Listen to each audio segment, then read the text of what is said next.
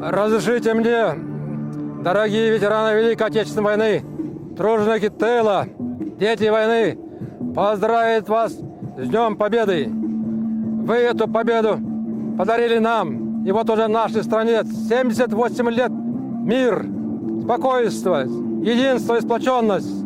Наше поколение, которые идут за нами, стараются и будут выполнять ваши заветы, будут передавать ваши боевые традиции от поколения к поколению. Защита Родины – это самое главное для каждого гражданина нашей страны.